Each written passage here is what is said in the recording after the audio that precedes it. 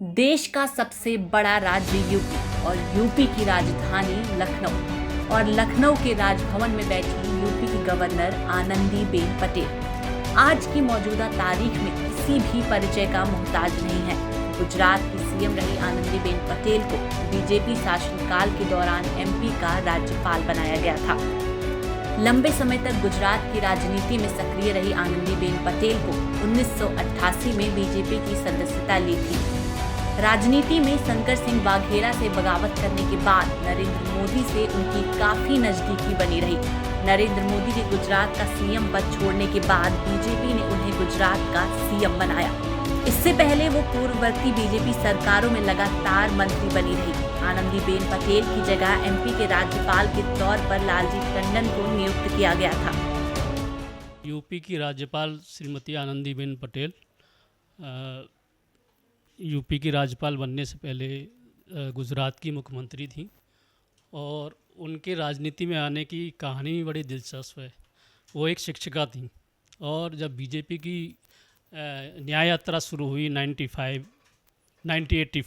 1986 और 1985, 1986 और 1987, तो इस बीच उनको न्याय यात्रा में शामिल होने का मौका मिला।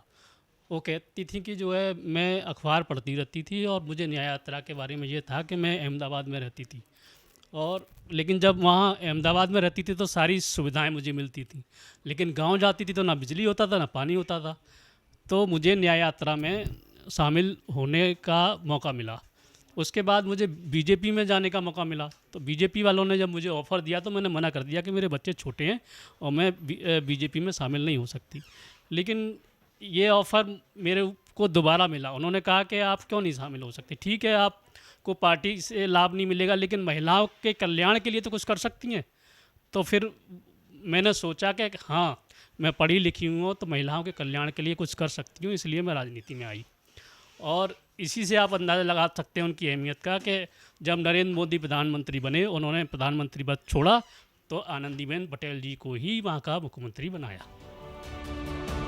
आयरन लेडी के तौर पर जाने जाने वाली आनंदीबेन पटेल गुजरात की पहली महिला सीएम बनी थी।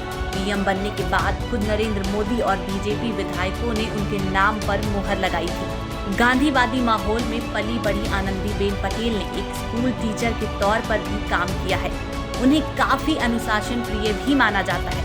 उनसे जुड़े लोगों का कहना है कि राजनीति में उनका आने का कारण उनके स्कूल टीचर के तौर पर रही एक दुर्घटना रही है। साल 1987 में स्कूल पिकनिक के दौरान 2 स्कूली छात्रों ने नदी में गिरने के बाद उन्हें बचाने के लिए आनंदीबेन पटेल खुद नदी में कूद पड़ी थी। उनके इस साहसिक कार्य के लिए उन्हें गुजरात सरकार ने वीरता पुरस्कार भी दिया था।